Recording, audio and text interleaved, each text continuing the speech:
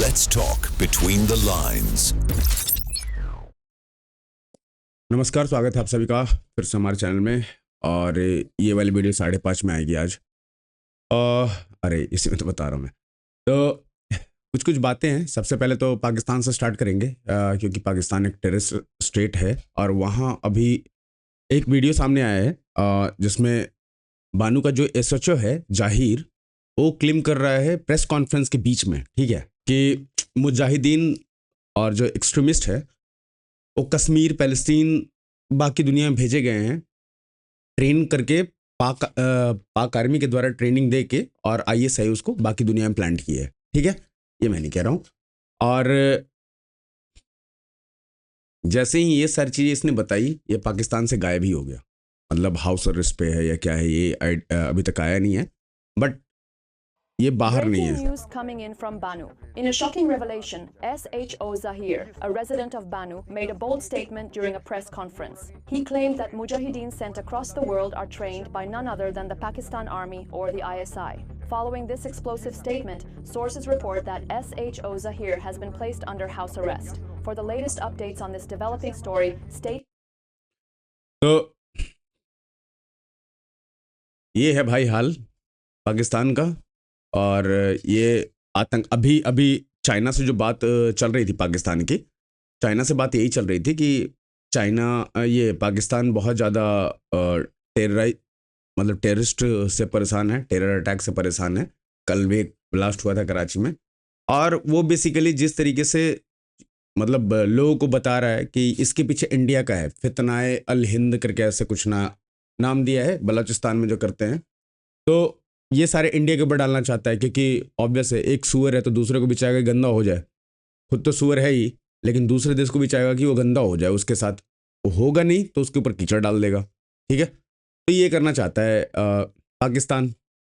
अलग हुआ 1947 में, उसके बाद से कुछ नहीं कर पाया है इस चीज़ के अलावा, ये भी ढंग से नहीं कर पाया है। ठीक है, लॉबिंग की बहुत अलग अलग जगह पे, अलग वेस्ट का जाके, मतलब समझो कि मुफ्त का गुलाम। ठीक है, कोई पैसे वैसे नहीं मिल रहे, बस मुफ्त की गुलामी करनी है, नौकरी करनी है उनकी कहीं में हाँ मिलाना है और इंडिया को बदनाम करना है। ऐसा कुछ चल रहा है इनका।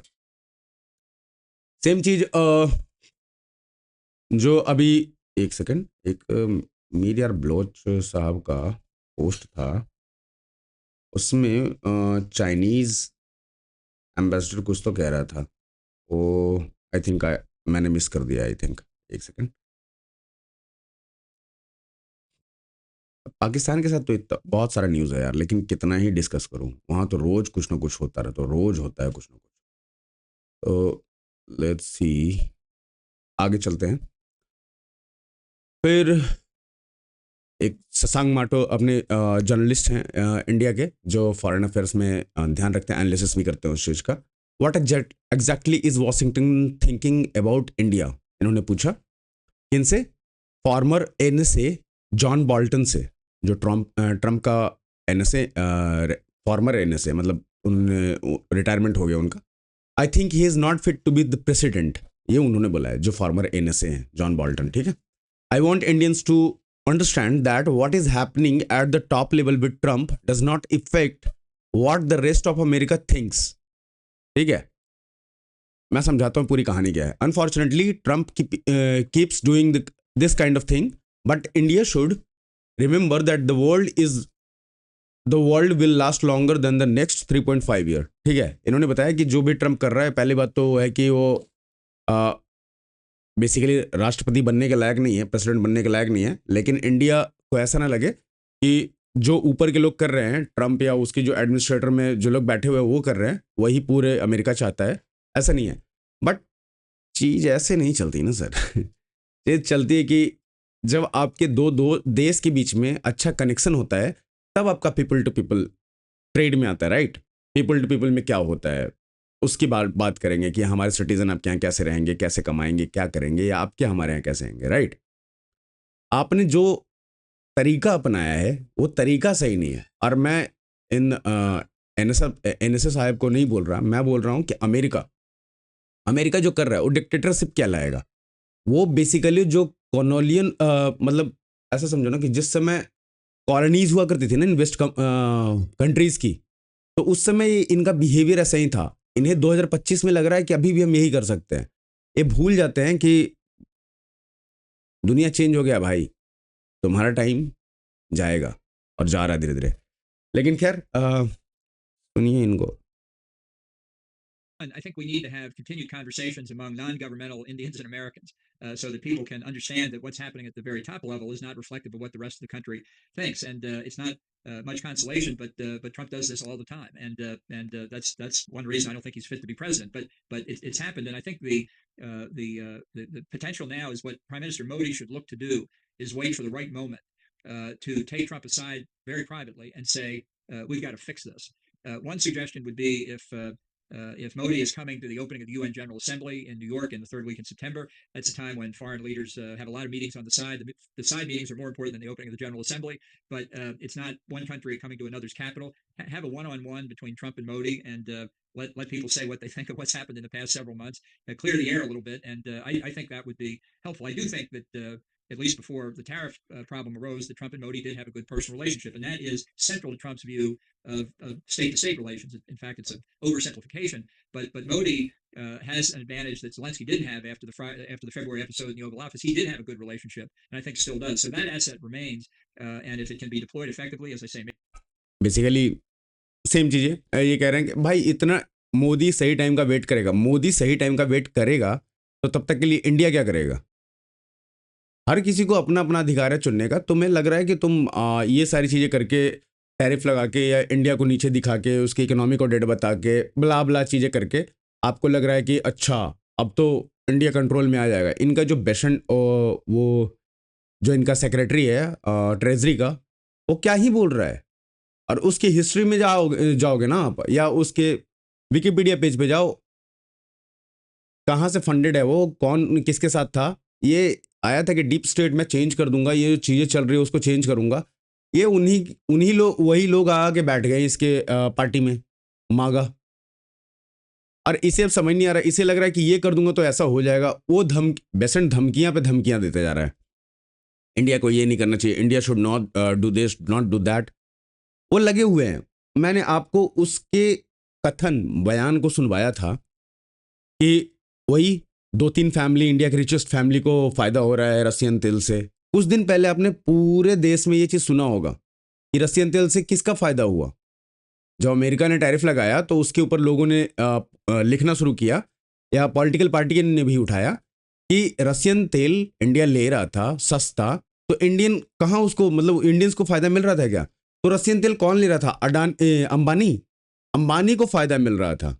सेम चीज़ बेसेंट बोल रहा है। अभी मतलब आपको धीरे धीरे चीज़ दिखेगी कि ये सारे कैसे ड्राइव होते हैं यूएस से या फॉरेन से, और उसके पीछे कैसे कैसे चीज़ें षड्यंत्र की जाती हैं। जो हमारे यहाँ एक कैओस बनाने का प्लान किया जा रहा है, कैओस स्टार्ट करने का, वो बहुत बिल्कुल ऐसे ही चल रहा है। और ये एक तरीका है, बाकी देश में हो चुका है ये सारी चीज़ें।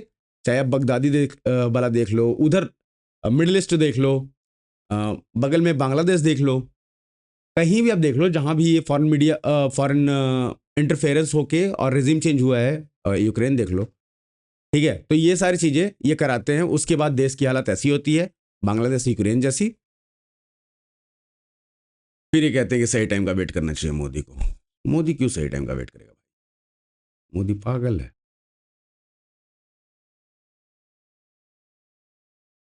तो एक और चीज़ है जो ये काफ़ी सही है। अभी अभी आपने अजित डोभाल साहब को देखा होगा ऐसे ही बॉडी लैंग्वेज के साथ, और उनको भी प्रेसिडेंट पुतिन एक अच्छा वेलकम किए थे।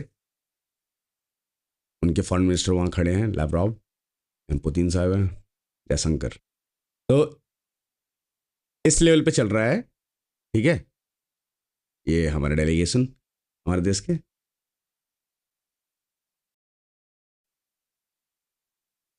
और यहाँ बातचीत मतलब अपना अपना मैसेज कन्वे किया गया, क्योंकि ऑब्वियस है मोदी जी ने भी कुछ कहा होगा। फॉरेन मिनिस्टर जा रहे हैं तो मोदी जी का कुछ नोट होगा, कुछ प्रेसिडेंट का पुतिन का नोट होगा जो मोदी जी को देना होगा। तो इनकी बातचीत चल रही है, और सिर्फ इस पे बातचीत नहीं चल रही, अलग अलग चीज़ों पे चल रही है।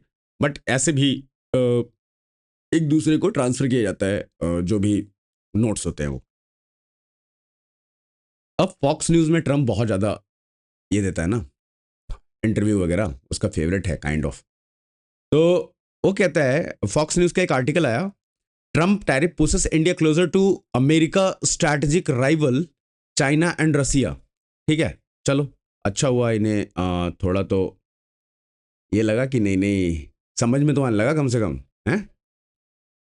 ये फॉक्स न्यूज़ और इसने कुछ ऐसा लिख दिया है। ठीक है, आइए देखा जाए क्या कहते हैं ये। From the चलेगा। North Lawn. Good evening, Jackie. Good evening, Brett. A White House official tells Fox the chairman of the Joint Chiefs will be meeting with his counterparts from Germany, the UK, France, Finland, and Italy this week to talk about the military's role in security guarantees. Secretary of State Marco Rubio is also involved. Officials here wasting no time to get that second Putin meeting on the books. At the White House, officials are piecing together the package of security guarantees that Zelensky will need to build support at home for any land concessions made in a peace deal. They're going to come up with options and present them to the president. And they'll give him a risk gradient, low risk to high risk, most impact. देखो बातें सारी चीज़ें वही है मिला जुला के। इनके यहाँ जो चीज़ चल रही है ये नहीं, इनसे हैंडल नहीं हो रहा है, दूसरे देश पे थोप के और निकलना चाहते हैं। ठीक है, सिंपल सी बातें है। अमेरिका के अंदर गुदा नहीं है कि यूक्रेन और रसिया वॉर शांत करा दे अकेले अपने टर्म पे। ठीक है, दूसरे तरफ जो मालिक है यूक्रेन का वो है वेस्ट कंट्रीज, अगर यूरोपियन कंट्रीज। अगर यूरोपियन कंट्रीज अमेरिका जो चाहता है वो करने लगे तो यूरोपियन कंट्रीज बीच में घुसेगी। तो पहले तुम लोग आपस में बैठ के डिसाइड कर लो कि तुम में से मालिक कौन है, कौन लेगा, गार्डियन कौन है तुम में से जो सिग्नेचर करेगा वहाँ पे। जैसा कि लैवरॉव ने कहा था कि अगर पुतिन से मिलना है तो पूरे ढंग से तैयार होकर आना और तुम में से डिसाइड करना है किसने सिग्नेचर करना है। तो ये सारी चीज़ें करो। उसके बाद अब तुम्हें दिख रहा है कि अगर इंडिया हर जगह जाके इंडिया वेस्ट को बता चुका है कि भाई तुम्हारा प्रॉब्लम ऐसा नहीं है कि दुनिया का प्रॉब्लम, दुनिया का प्रॉब्लम तुम्हारा प्रॉब्लम नहीं है। जयशंकर साहब ने खुद बोला था। अमेरिका को बताया कि तुम ये मत बताओ हमें कि हमारे देश के लिए अच्छा क्या है, हम कर लेंगे, हमें कहाँ से क्या खरीदना चाहिए नहीं खरीदना चाहिए। हर एक कंट्री को लगभग जो इसमें सम्मिलित हैं लगभग कुछ ना कुछ ऐसी चीज़ें बताई गई हैं। उसके बावजूद ये लोग अपना अलग अलग चीज़ें चला रहे थे। ऑब्वियस है भाई, इंडिया को अपना 140 करोड़ लोग पालने हैं। ठीक है, और बाकी 10-20 करोड़ जो बाहर से घुसे हुए हैं वो तो है ही फ्री का खाना खाने के लिए हैं जी। उसके बाद फ्री का चावल भी देना है, तुम लोग अपना कुछ उपजाओगे नहीं, तुम लोग को भी भेजना पड़ेगा। तुम्हारे जो वैक्सीन मेडिसिन ये सब तुम तो काम करोगे नहीं, वो भी करना पड़ेगा। तो भाई यहाँ लोग रहेंगे तभी तो होगा। लोग रहेंगे, लोगों को चीज़ें चाहिए, सही समय पे सही चीज़ चाहिए, राइट। और ये तुम तो दे नहीं पाओगे। तुम तो अभी तक जनरल इंजन का मतलब जी का इंजन जो हमने मांगा था वो नहीं दे पाए। अब जाके तुम्हारे हेलीकॉप्टर आने शुरू हुए हैं, और भी जितने हमने चीज़ें तुम्हें डिफेंस के सेक्टर में दे रखा है नहीं दे पाए तुम, राइट। उसके बाद आगे चलते हैं थोड़ा सा। तुमसे जो भी चीज़ें डील, जैसे हम तुमसे भी तेल लेते हैं, तुम हमसे वापस तेल लेके जाते हो, एक अलग। फिर अगर आप देखो तो इंटेलिजेंस, स्पेस, हर जगह। तो भाई ये 25 साल तुम लोगों ने वेस्ट क्यों किया हम पे? या हम लोग तो कर रहे थे ना, हम लोग कहीं और से कर लेते। हमें तो करना ही था। अगर कुछ नहीं मिलेगा तो हम खुद से बनाएंगे। एटॉमिक बम का कुछ भी हमें नहीं दिया गया, न्यूक्लियर बम का हमने बना लिया ना खुद से। सुपर कंप्यूटर तुमने मना कर दिया था, हमने बना लिया खुद से। तो अभी के लिए इनको पहले डिसाइड करने दो कि कौन है। जैसा लैवरॉव ने कहा है कि भाई अमेरिका जो है जो यूक्रेन है वो डिसाइड कर लेगी उनमें से कौन सिग्नेचर करेगा, किसको बात करना है, कौन है मालिक। और अब जाके वॉशिंगटन को पता चल रहा है कि जो वॉशिंगटन ने किया है इंडिया के साथ, वो इंडिया चाइना और रसिया के साथ जुड़ के उसी के अगेंस्ट होगा। ऑब्वियसली होगा, क्यों नहीं होगा। अगर आप किसी को पुश करोगे बिना रीज़न के कि बिना कुछ भी नहीं किया, देश में शांति, पूरे विश्व में शांति, हाँ हम चाहते हैं पूरे विश्व में शांति हो। इसलिए हम किसी भी वॉर में इतना अच्छा एलाई होते हुए इजराइल और रसिया दोनों अच्छे एलाई है, फिर हमने दोनों में से किसी की तरफदारी नहीं करी। हमने बोला कि नहीं, हम शांति के साथ खड़े हैं, इसको बंद करना चाहिए। तुम आते हो कहते हो तेल तो बेचो यार, तेल तो बेचो, बाकी दुनिया मर जाएगी यार, नहीं मिलेगा।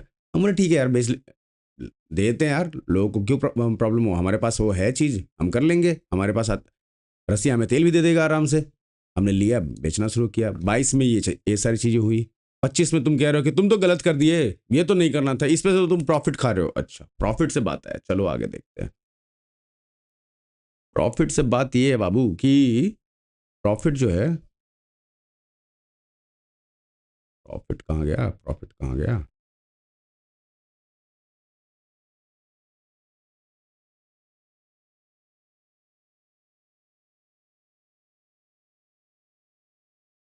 प्रॉफिट, एक सेकेंड में बस प्रॉफिट वाला ढूंढ रहा हूँ, फिर हम लोग आएंगे।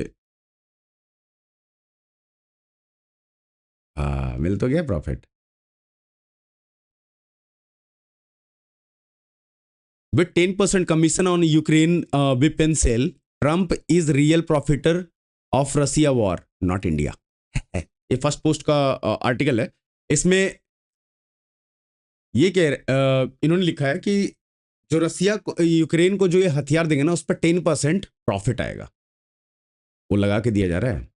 ठीक है, ये हम वॉर करवा रहे थे। अच्छा, अब 10% कमीशन यूक्रेनियन वेपन पे, अगर यूक्रेन को जो वेपन दे रहे हो उस पर 10% कमीशन आ रहा है अगर यूएस को, ठीक है मान लेते हैं, तो भाई तुम वेपन क्यों दे रहे हो? इसने ये भी बोला है कि बाइडेन सिर्फ इसे डिफेंस करने के लिए वेपन देता था। रुको,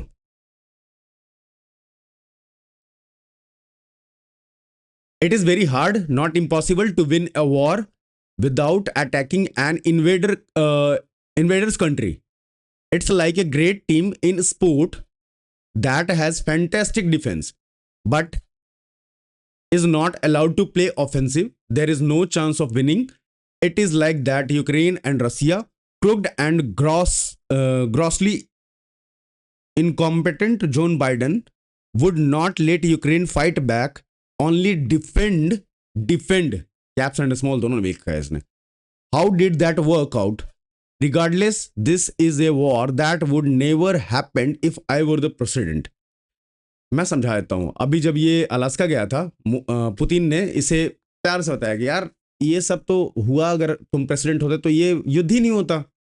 तुम बहुत बहुत अच्छा लगा कि तुम ये शांति के लिए इतना एफर्ट डाल रहे हो अपने तरफ से, लेकिन अगर तुम होते ना प्रेसिडेंट तो ये सारी चीज़ होती ही नहीं। मुझे तो इतना भरोसा है तुम पे।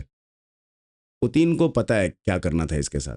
अब ये भाई उसको सीरियसली लेके, चलो भाई पुतिन ने बोला है सीरियसली लेगा भी, भाई ने ये लिख दिया।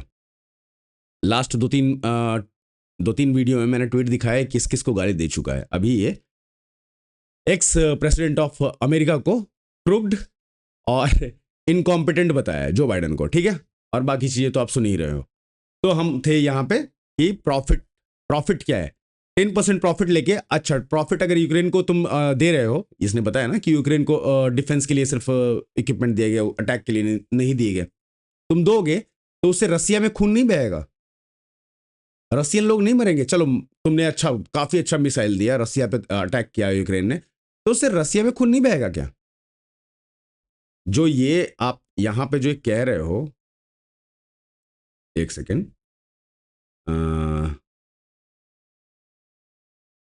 ये जो भाई साहब कह रहे हैं ये भी, इनको भी सुन लेते हैं, उसके बाद मैं बताऊंगा कि ये है कौन। of tariffs to 50% is supposed to take place August 27th, just 6 days from now. Yes. You see that taking place? I see that taking place. India doesn't appear to want to recognize its role in the bloodshed. It simply doesn't. It's cozying up to Xi Jinping. Is what it's doing. It's not act. And by the way, I wrote that article in the FT just to deal with the propaganda of the Indian government to make people want to feel sorry for them. Oh, they need the oil. They don't need the oil. It's a refining profiteering scheme. It's a laundromat for the Kremlin. That's the reality of that. So I love India. Look, Modi's a great leader, but please, India, like look at what your role here is in the global economy and good here. It's like what you're doing right now is not creating peace, it's perpetuating the war. I'm going to take two more and then I got stuff to do. Let's go here. Hang on. Here.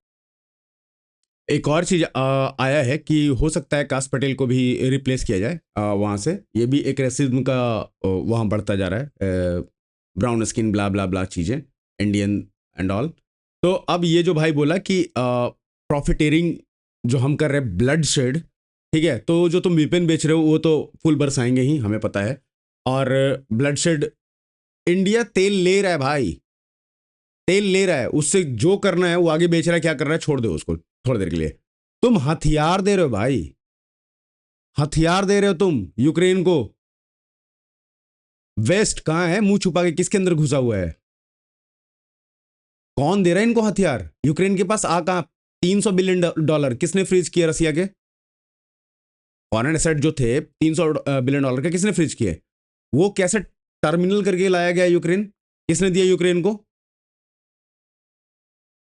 तुम कह रहे हो रसिया को, उतने बड़े country को, कि हम तुम्हें परेशान करेंगे। तुम इंडिया को कह रहे हो कि तुम रसिया से कुछ नहीं कर सकते क्योंकि हम इसके अगेंस्ट में खड़े हैं, इसलिए तुम्हारे अकॉर्डिंग देश पूरी दुनिया चलेगी, इंडिया। और तुम प्रॉफिट की बात कर रहे हो, अभी तो तुम वेपनरी बेचोगे ना यार। तुम डायरेक्ट क्यों नहीं दे? अभी तक चलो बाइडेन की मान लेते, बाइडेन दे रहा था, ठीक है, वेपन डिफेंस का दे रहा था, ऑफेंस का दे रहा था, छोड़ देते हैं थोड़ी देर के लिए। बाइडेन दे तो रहा था वेपन, तुम तो दे भी नहीं रहे, उसका तो हाथ पैर बांध दिया है, मरवा रहे हो उसको अलग से, ढोंग कर रहे हो कि अरे हम पीस करा देंगे, पीस करा देंगे, अलास्का में बैठ के, इधर बैठ के। सेकंड टॉक होना अभी बाकी है, सेकंड टॉक जब होगा उसके बाद देखा जाएगा। ऐसे टाइम्स ऑफ इंडिया का एक आर्टिकल आया है जिसमें ये कहा जा रहा है कि ट्रंप क्लेम, ये भी गलत है, Trump claim on India falls flat, जो भी इसने क्लेम करा है हमारे ऊपर। US embassy denies $21 million US aid claim for voter turnout, MEA confirm in Rajya Sabha, ठीक है। ये भी कर दिया हमने, जो भी एक चीज चल रही थी कि भाई ऐसा कुछ नहीं है, और ये प्रोपेगेंडा भी इनका फेल हुआ। अभी आपको धीरे धीरे ना चीजें दिखती जाएगी अलग अलग तरीके से, कि इंडिया पहले जो होल्ड किया करता था ना कि अगर किसी ने कुछ कह दिया तो छोड़ो, इग्नोर करो, या नहीं हम जाते थे, तो अब जिस तरीके से, जैसे ये पीटर नवारो जो अभी बात कर रहे थे, ये भी व्हाइट हाउस का ट्रेड एडवाइजर है, ये मेन बंदा है ट्रेड एडवाइजर, इसके साथ बैठा है पाकिस्तानी, ठीक है। ये जिस तरह की बातें कर रहा है आपको पाकिस्तान से अलाइन होते दिखेगा इसका ज्यादातर बात। जी मुनीर जाजा के वहां बैठ रहा है ना, ये लॉबिंग कर रहे हैं अलग लेवल पे, और ये अभी ऐसे चलेंगे। लुक क्या क्या बोल रहा है ये खुद वेपन बेच रहा है भाई, ये खुद ट्रेड में है, इसको तो पता है सब कुछ कौन कहाँ जा रहा है, लेकिन नहीं, इनको अपना नैरेटिव चलाना है और उसमें इंडिया को परेशान करना है। अच्छी न्यूज़ भी बताया तो मैं, जापान और हमारा एक जापान अच्छा एलाई है हमारे देश का।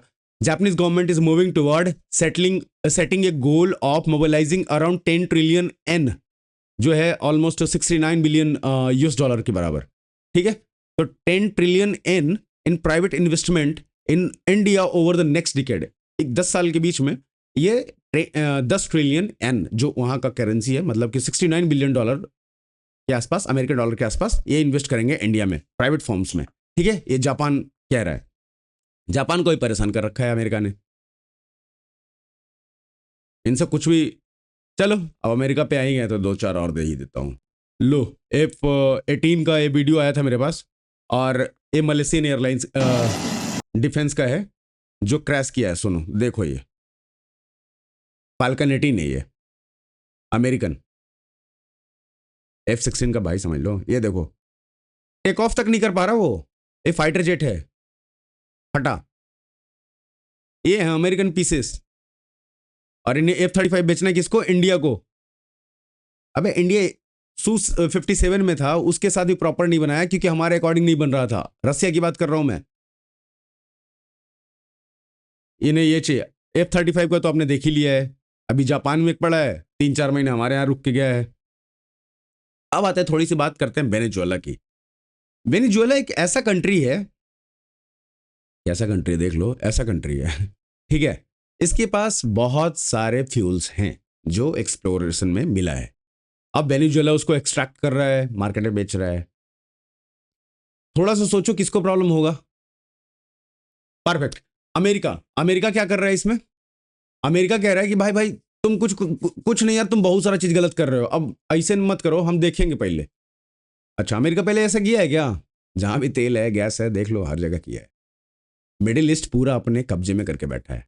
हाँ, अब जाके सऊदी अरबिया ने कहा मैं दोबारा ये जो भी अरब और इसके बीच, अमेरिका के बीच में डॉलर पेट्रो डॉलर का वो एग्रीमेंट था, वो काम मैं अब मना करता हूँ, अब मैं नहीं करूँगा ये। और अरब से और इंडिया से हम अपने करेंसी में ट्रेड कर रहे हैं। वेनेजुएला का दिक्कत है, वेनेजुएला में बहुत बड़ा तेल का खदान मिला, तेल का मतलब समझो कि फ्यूल मिला, ठीक है, अलग अलग चीज़ें हैं उसमें, सिर्फ तेल नहीं है। वेनेजुएला में तेल का खदान मिल गया। अब जैसे ही तेल का खदान मिला, वेनेजुएला अगर बेचना शुरू करेगा तो प्राइसेस मार्केट में, अगर सप्लायर ज़्यादा होंगे, कंज्यूमर सेम है, सप्लायर ज़्यादा आते जाएंगे तो प्राइसेस में तो ड्रॉप आएगा ना भाई। रसिया सस्ता बेच रहा है, वेनेजुएला हो सकता है क्या कि मैं यार रसिया ने वैसे 5% और ऑफ दे दिया है इंडिया को, ठीक है, और हमने इंपोर्ट बढ़ा दिया है रसिया से तेल का, क्रूड का। अगर वेनेजुएला हमारे पास ओपन एक और एंड पॉइंट होगी, वेनेजुएला से बात करते हैं, जैसे ईरान से हमारा चल रहा था, अलग अलग और देश में हम अगर एक्सप्लोर करते हैं, अब हो सकता है क्योंकि यूएस वहां घुस रहा है तो इंडिया थोड़ा इंटरेस्टेड हो बात और ट्रेड के लिए। देखते हैं आगे इसमें क्या क्या है, हालत क्या है वेनेजुएला की अभी, ये देख लो आप। ये मतलब एक ऐसे ही ड्राइंग करने का ट्राई किया गया था। तो सबमरीन, यूएसएस, सारी चीज़ें आ चुकी है भाई, ठीक है, यहाँ पे आ चुका है। और अब जो मैंने कल दिखाया था चाइनीज वेपन के साथ, वेनेजुएला की आर्मी, अपना नेवी एक्चुअली गार्ड कर रही थी अपने कोस्टल एरिया को, वहाँ यूएस जल्दी ये स्टार्ट होगा, एक पूरा नया डेवलपमेंट स्टार्ट होगा। ये अमेरिका ऐसे शांत नहीं बैठेगा भाई, दो वॉर खत्म नहीं होने दे रहा वो। एक तो चलो थोड़ा बहुत अभी शांत है कुछ हद तक, उस लेवल पे नहीं है इजराइल और हमास वाला। दूसरा उसमें ईरान भी कूटा गया। दूसरा यूक्रेन और रसिया, कल के कल चाहे तो सारी डील हो सकती है और पीस टॉक हो सकता है। सही इंसान सही टाइम पे अगर सही चीज़ बोला जाए तो।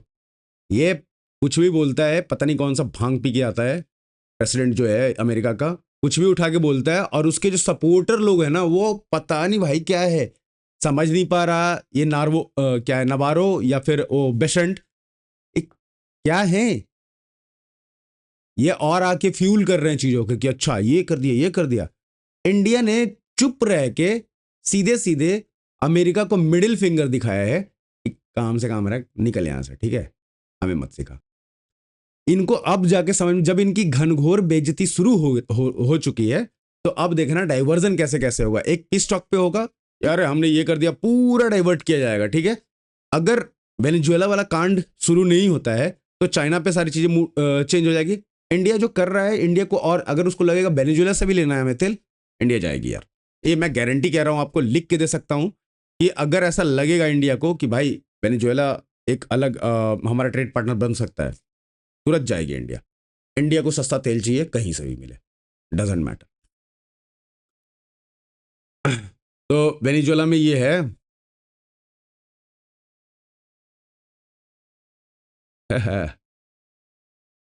ये कह रहे हैं कि हम इनके बैंक करप्सी को बचाएंगे। अबे यार तू इसके सैंक्शन वैंक्शन हटा, वहां से हट जाए, खुद ब खुद बच जाएगा। सारे मतलब जितने भी आज तक ऐसे कंट्रीज हैं जिनके पास थोड़ा बहुत खनिज वगैरह है, तो उसके साथ अमेरिका तो यही करता है। वेनेजुएला में जो कर रहा है अमेरिका, वही करेगा वहाँ भी। आई थिंक आज के लिए तो इतना ही रखते हैं, फिर शाम वाली लाइव में जुड़िए प्लीज़, और प्लीज़ जुड़िए हमसे और ज्वाइन कीजिए, देखिए। आज फिर से शाम में एक अच्छा क्या क्या डेवलपमेंट होता है उस पर बात करेंगे। और कल हमारा स्लाइड वाला प्रेजेंटेशन होगा, तो वो भी लाइव होगा, उस पर भी हम पहले ही आपको बता भी देंगे, थंबनेल डाल के प्लस पोस्ट डाल, अभी पोस्ट नहीं डाल रहा क्योंकि थोड़े दिन के बाद पोस्ट वगैरह डालने लगेंगे हम मीडिया, सोशल मीडिया पे। चलिए मिलते हैं आपसे अगले वीडियो में, तब तक के लिए प्लीज़ सपोर्ट कीजिए, लाइक कीजिए, सब्सक्राइब कीजिए चैनल को, लाइक कीजिए वीडियो को, शेयर कीजिए वीडियो को, और देखते रहिए इस चैनल को। मिलते हैं अगली वीडियो में, तब तक के लिए राम राम, जय हिंद, जय भारत, वंदे मातरम।